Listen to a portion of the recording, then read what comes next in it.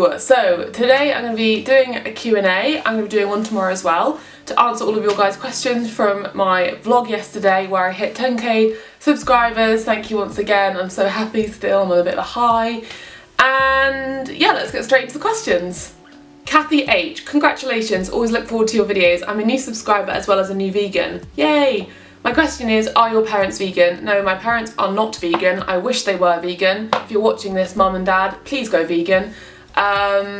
They are definitely much more open to the idea of veganism since I went vegan, because before that, I guess they would have eaten like anyone else and not really thought twice about it. They definitely eat a lot more vegetarian, vegan meals through the week. They definitely consider those type of foods more than they would have done before. They enjoy vegan meals and vegan foods, and they're definitely thinking about how to be ethical more so. I would love for them to go vegan, but everyone's on a different journey and a different path, and it was one of the biggest things when I went vegan. I found hard to come to terms with the fact that everyone around me wasn't, and it can be difficult, and I wish they would be, but maybe one day. I've got hopes. I've got hopes for my dad, actually. I think that I could get him on the environmental side of things. I need to get him to watch Cowspiracy.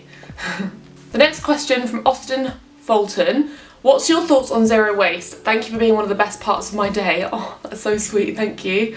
My thoughts on zero waste is it's an amazing movement, definitely something that I draw inspiration from. It's not something that I want to do currently, just because it's, alongside everything else that I'm doing, it's a huge undertaking to go zero waste, and it's something maybe I could do like a challenge on in the future, but at the minute I really want to promote something that is attainable for any person. And the first foremost thing I like promoting is veganism and minimalism, because I think it's something anyone can do easily today. Whereas zero waste is a little bit harder, but I think it's an incredible movement, and anyone who does it, seriously, I am so inspired, and I admire you so much for doing it, because I would struggle, honestly, to do it, and it's definitely something I need to work towards, and I do consciously try and avoid plastic wherever I can. But yeah, as I said, currently it's not something I'm doing, but I would love to do it in the future as a challenge, definitely. The next question is from Sarah R, and she says, can you tell us more about the ebook you're working on? I'm working on a vegan cookbook ebook, and I'm really excited about it. It's going to be filled with vegan recipes that are healthy, easy and very delicious. I originally anticipated it for it to be out this Christmas, but it's a lot more work than I anticipated, and this time of year is very busy. So I'm aiming for my birthday, which is the 21st of January. So it's going to be filled with breakfast, lunch, dinner, snack ideas, desserts, all of that, and also tips on how to go vegan, tips on how to eat healthy, to stay motivated, all of that. But it's mainly going to be recipes that you can cook easily, because I know that a lot of people, when they transition to veganism, it's quite a burden. It's quite difficult to see what to buy, what to cook, how to make things, and it took me a few years to sort of adjust the way I used to cook and start to cook with vegan food. And I feel like I've got a real good amount of recipes now that I cook all the time. They're super healthy and really easy to make, and I think that you guys would really enjoy. So that's basically what my ebook's going to be, and I'm putting a lot of effort into it. I want it to be beautiful for you, and I want it to cover everything and really have all of the things that I enjoy making and that I think that are truly really good for you, because there's a few recipes in there that are like cheeky treats and stuff, but it's mostly healthy recipes that are going to fill you up, that don't involve calorie counting and all that nonsense, that are based around whole foods, and that are going to make you feel vibrant and amazing every day. So yeah, that's my ebook. The next question is from Inka, and she said, what do you think about having pets as a vegan? Your channel is wonderful and very inspirational. Thank you very much, Inka. Well, as you know, I have pets. They're not technically my pets, they're my parents' pets or my family's pets. We have 3 dogs and 2 cats.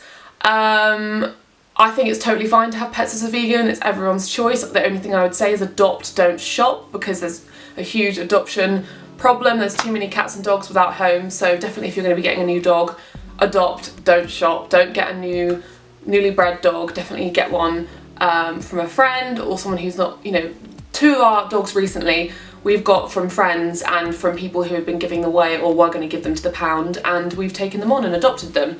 So yeah, and the only other moral dilemma is if you have cats, it's very difficult to feed them a vegan diet. My cats don't eat a vegan diet. They eat normal cat food. My parents provide for them, so it's not really my decision because we have them in our flat and we look after them, we feed them, but my parents buy the food for them. If I had my own cats, I don't know what I would do. I don't know if I would have my own cats because it would make me feel uncomfortable. It's a long story, but everyone's very different. I think in the future I'd probably go for having dogs because dogs can eat a vegan diet because they are omnivores like humans. And yeah, it's a grey area within veganism that I think is tricky. But I don't see anything wrong with owning pets. Owning them is fine. I think pets are amazing and they give me life, and being close to animals like that is an incredible experience. So definitely my pets are a big part of my life. I'm sure you have noticed that from my Snapchat. So the next question is from Tiffany Vargas, and she says, what's your skincare routine? I'm trying to become vegan and I have a hard time knowing what to eat every day. Can you please give me some advice on what I should eat? Okay, so 2 questions. The first question is about skin. I feel like I'm not the best poster girl right now for skin because I have a gigantic spot on my face, but the only reason I have that is because I have a problem. When I have a spot, I have to pick it and then it gets worse. So number 1, do not pick spots when they appear because normally they're just little things and no one would see them, and when you pick them, this happens. So yeah, biggest skincare thing is to go vegan, and you've already got that down. So you're trying to become vegan, so go vegan. Plant-based diet has done wonders for my skin. Apart from my time of the month and when I eat junk food, I don't get spots. I'm sure you maybe you've noticed in my videos, I don't really typically have spots. I don't wear foundation, I wear concealer under my eyes and that's it. And apart from times like this, I typically don't have spots. I have clear skin because down to my diet, I'm pretty certain. Because I used to get more spots more often, breakouts. Like once a week I'd have some kind of breakout and I'd always have some kind of thing going on my chin, but I don't have that anymore. For my skincare routine, I typically won't do anything if I'm not wearing makeup. If I'm not wearing makeup, I might spritz a bit of rose water on, I might splash my face with some water, but I'll just leave my skin alone. And then when I'm wearing makeup, I'll take it off with coconut oil, and then I will cleanse with oil again, like coconut oil, and I'll leave it at that. And then occasionally if my skin's feeling a bit dry, I will use the moisturiser that I have just recently made. And yeah, I wear makeup a few times a week. I would say half the time I wear makeup, half the time I don't. So just vegan diet, don't overdo it on skincare and don't overdo it on makeup. And drink a lot of water, but I do think the other things are more important. Water is important, but yeah. Oh, and a vegan, advice on what to eat as a vegan. I have a whole playlist on what I eat in a days, so that should give you plenty of ideas on what I eat personally. Also, when my ebook comes out, hopefully that will help you, but honestly, just go onto YouTube and type in what I eat in a day vegan and you will see thousands of videos. There are so many videos. Some people I can recommend are High Carb Hannah, Bonnie Rebecca, Hot for Food, Madeleine, Claire Michelle. There's literally so many people who do what I eat in a days all the time. They show you everything they eat, and it is a lot easier. When you first go vegan, it's like, oh my goodness, what am I going to eat? But when you start to learn and follow other people, that starts to help you.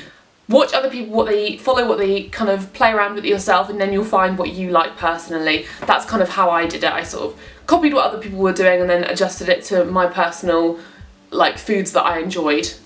Tina Na says, do you mind oil in your food when you're going out for a meal? Are your parents vegan? Is your makeup entirely cruelty-free vegan? Love, love, love your videos. Keep it up. Thank you. I've already answered the parents vegan one. Do you mind oil in your food when you're going out for a meal? No, I don't. I very rarely eat it out. So when I do, I just eat whatever. I eat vegan food because I think there's no need to worry about oil in your food when you're eating out. Oil isn't the devil. I don't cook with oil, I don't add it to my foods, but I do enjoy crisps sometimes, popcorn, you know, chocolates and cookies and stuff. And I think as long as you're eating whole foods the majority of the time and at home, I really wouldn't worry about having oil when you eat out. Unless you ate out regularly. Unless you were living in a city and you ate out a few times a week, then you might be like, can I have this without oil? But I don't see why it matters. If I go to Pizza Express, the only thing that I do say is I ask them not to drizzle oil on top of the pizza because I don't actually even like that. I used to do that before I was oil conscious because I don't like it when it's dripping in oil and they kind of go overboard.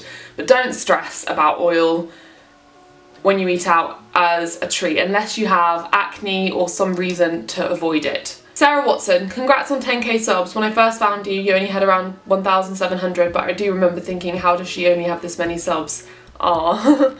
My questions. If money, language, job, etc. were no object, where in the world would you live? If you were an animal, which animal would you be? That's a good question. Potentially Australia. I want to actually live in Australia for like a year or something.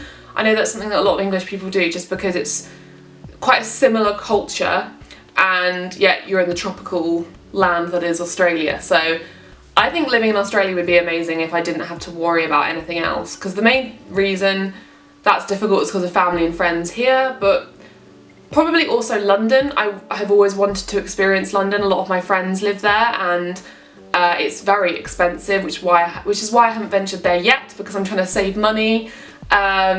So yeah, probably London as like a realistic option and Australia as like a fantasy option. If you were an animal, which animal would you be? I'm gonna say a dolphin, because I have always loved dolphins. They used to be my favourite animal when I was a kid, and they're super intelligent animals, and being in the water like that and the sea and living in groups, I don't know. I just love dolphins. I love them, they're so cute. Simply Jen 1989 says, what made you want to become a YouTuber?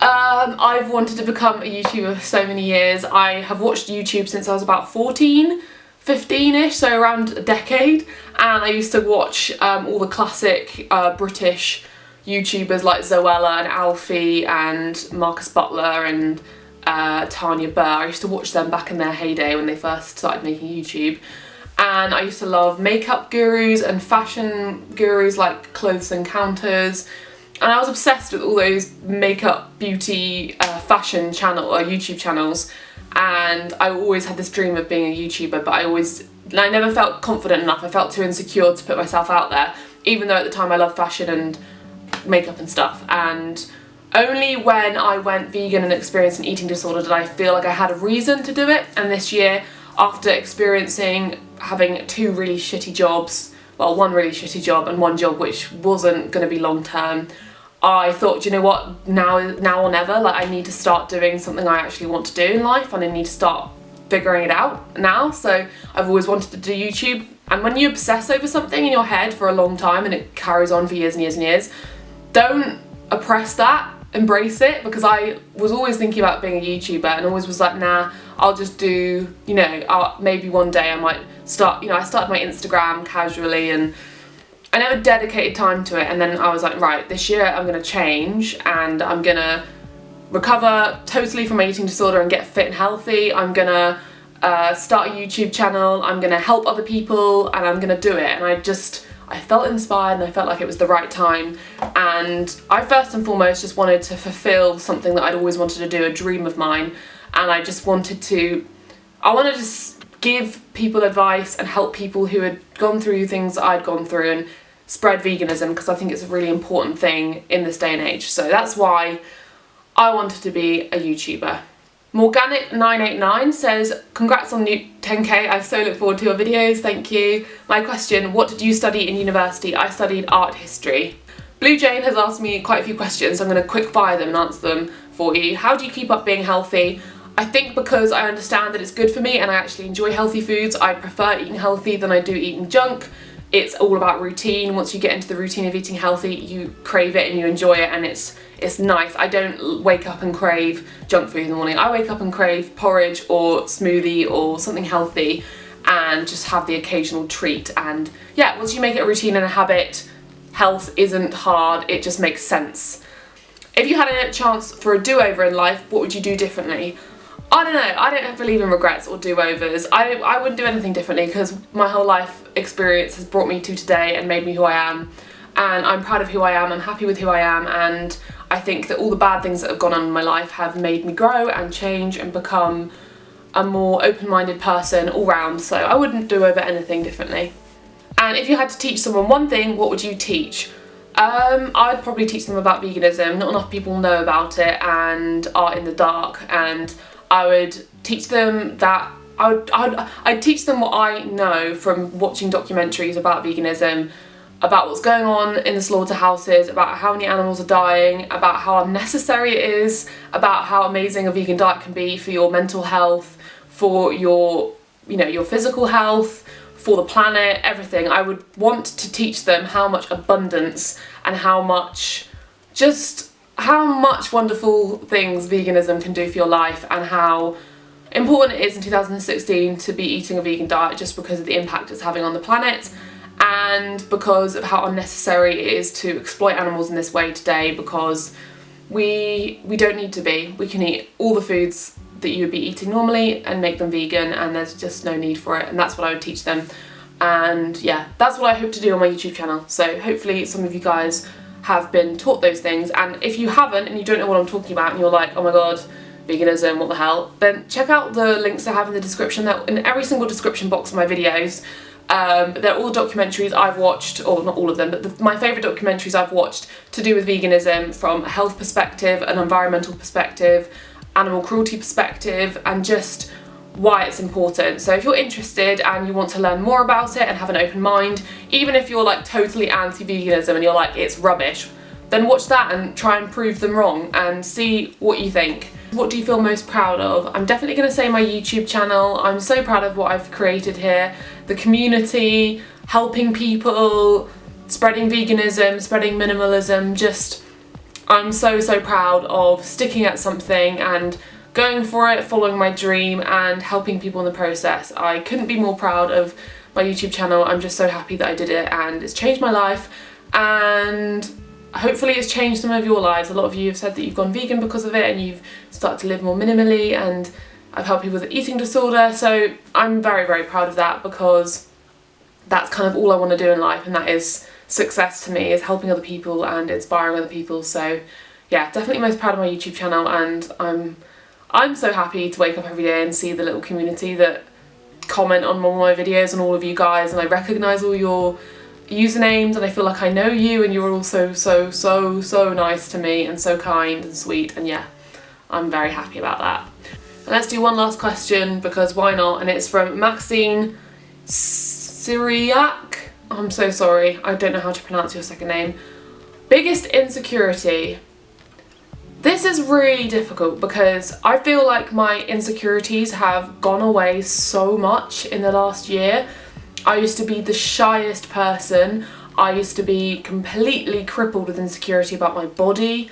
I used to be so insecure about my demeanour, my personality, just speaking in front of people. Like, I used to be crippled with insecurity. I really was one of those people who was just very just bound, and I don't know, like just locked in by my insecurity, and I feel like I've escaped so much of that now, and any insecurities I have are so little that they don't affect me on a day-to-day basis. Like, I might have an insecurity one day and think, oh, my thighs look a bit fat, or oh, my nose is big, or my skin's really bad, or I wish I had blonde hair, or I wish my voice wasn't annoying. I don't know, like really shallow, superficial things, because I don't want to spend time thinking about my insecurities or thinking about things that might be wrong with me, because I try and focus every day on things that are good in my life, so things I'm happy and grateful for. And I honestly am so happy to say that I do not spend time wasting my thoughts on insecurities anymore.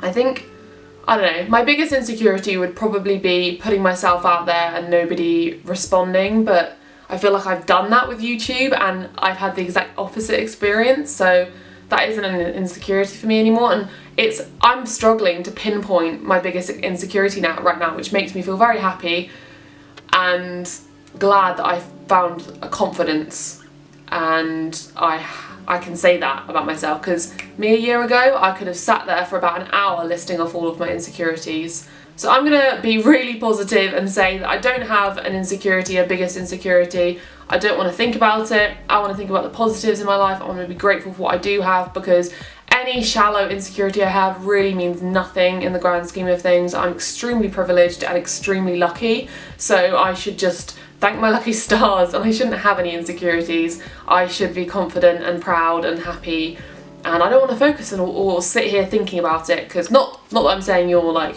it's a good question. I just don't, oh God, I just don't, I'm struggling to think of one, and I don't want to sit here and think of one and be like, ooh, because anyone, as I said, anyone I can think of is shallow and doesn't really matter. So yeah, I encourage you to do the same and think of it in that way. Any insecurity you have, probably the number one insecurity you have might be to do with your looks or being shy or something, and those are things that either A, don't matter, or you can change. So don't waste time on insecurities you can't change. And if it's something like shyness or you know, being worried about putting yourself out there, you can change that and you can do something about that and make it, you know, be more confident and make things happen for yourself. So use those insecurities to fuel positive change. So yeah, let's end it on that good note, and I will see you in tomorrow's video for more questions, and I'll see you in my next one. Bye!